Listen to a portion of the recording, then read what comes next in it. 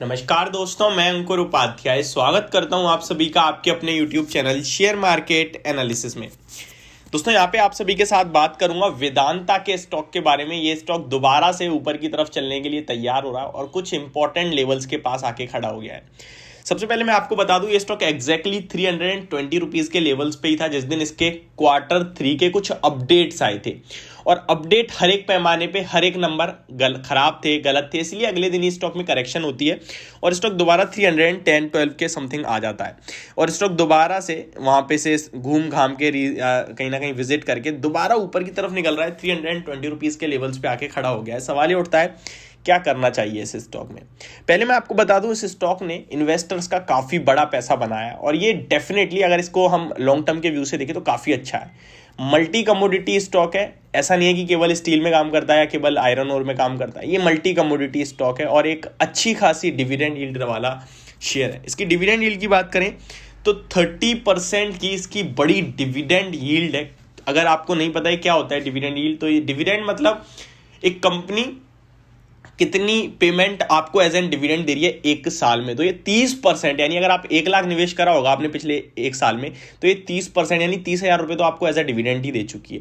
और प्लस जब डिविडेंड देती है कंपनियां तो क्या करती है, नेगेटिव रिटर्न्स देखिए, क्योंकि डिविडेंड एडजस्ट होता है। अगर मैं इसका नेगेटिव रिटर्न देखूं तो 6% का है, तो भी 24% के रिटर्न आपको दिए इस स्टॉक ने।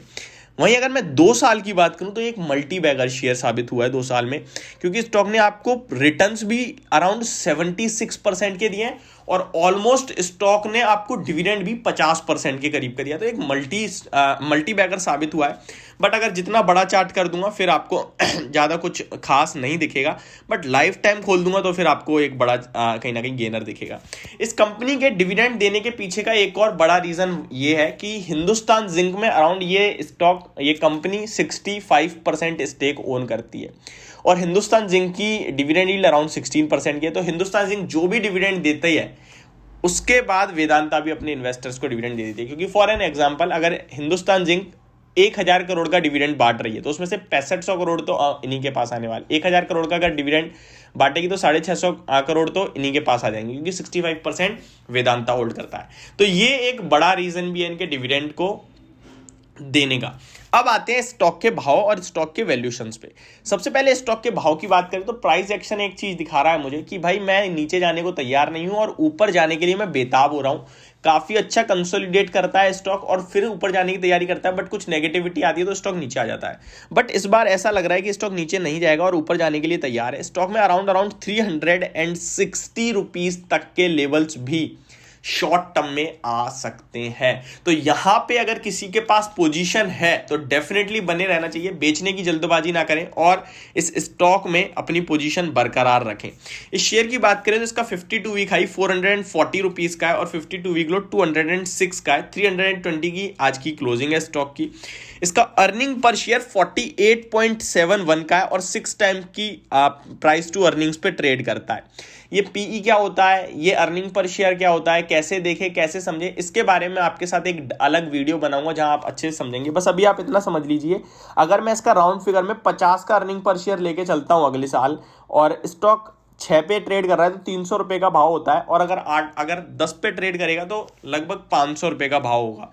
तो मेरे हिसाब से ये स्टॉक 6-7 के पीई पे ही रहेगा। तो जो इसके अभी मल्टीपल्स मिल रहे हैं इसे, उस हिसाब से देखें तो एग्जैक्टली जो वैल्यूएशंस वाइज है वो तो कंफर्ट है, कोई इशू नहीं है। ऐसा नहीं है कि महंगा है या सस्ता है, बट आप मल्टीपल्स एकदम ठीक मिल रहे हैं, कोई महंगा नहीं है सस्ता भी नहीं है, एकदम एग्जैक्टली मुझे लगता है कि वैल्यूएशंस के हिसाब से ठीक ठाक है, कोई दिक्कत वाली बात नहीं है। लेकिन चार्ट्स पॉजिटिव हो रहे हैं तो शॉर्ट टर्म में आपको एक तेजी दिख सकती है इस स्टॉक में। जिसके पास है वो बना रहे, जिस पे नहीं है वो चाहे तो इस स्टॉक में एंट्री ले सकता है। एंट्री या तो आप ब्रेकआउट होने के बाद लें अराउंड 325 रुपीज़ के ऊपर, जब ये स्टॉक क्लोजिंग दे दे सस्टेन करे तो एंट्री लीजिए। 340 का छोटा टारगेट रखिए, 360 का बड़ा टारगेट रख के आप इस स्टॉक में पोजीशन ले सकते हैं। इस कंपनी की बात करें तो 1,18,000 करोड़ का मार्केट कैप है। बुक वैल्यू पर शेयर 146 रुपीज की है। डिविडेंड यील्ड मैं आपके साथ ऑलरेडी शेयर कर चुका हूं। रिटर्न ऑन इक्विटी 30% का है। रिटर्न ऑन कैपिटल एम्प्लॉयड 32.2% का है। 1 की फेस वैल्यू पे स्टॉक ट्रेड करता है। इस स्टॉक में एक नेगेटिव चीज भी है, अगर आप लॉन्ग टर्म इन्वेस्टर हो तो वो नेगेटिव चीज जो है वो है इसकी शेयर होल्डिंग पैटर्न। अगर प्रमोटर्स की स्टेक देखेंगे तो वो 100% प्लेज्ड है, यानी कि जितना भी प्रमोटर ग्रुप होल्ड करता है वो सारा का सारा प्लेज है। तो ये एक नेगेटिव चीज भी है इस स्टॉक के बारे में। बाकी तो मुझे इस स्टॉक में कुछ भी खराबी नहीं दिखती है, लॉन्ग टर्म के हिसाब से डेफिनेटली एक अच्छा और बढ़िया स्टॉक लगता है। अगर शेयर होल्डिंग की बात करें तो प्रमोटर्स अराउंड 69.68% होल्ड करते हैं और ये सारा का सारा प्लेज्ड है, यानी गिरवी रखा हुआ है। एफआईआईज की बात करें तो 8% की स्टेक होल्ड करते हैं, डीआईज लगभग 10% स्टेक होल्ड करते हैं, पब्लिक लगभग 11.57% का स्टेक होल्ड करती है। तो ये है मेरी वीडियो वेदांता के स्टॉक के बारे में। होप आपको सारी जानकारी मिल गई होंगी। Thank you so much for watching this video. Have a great day guys.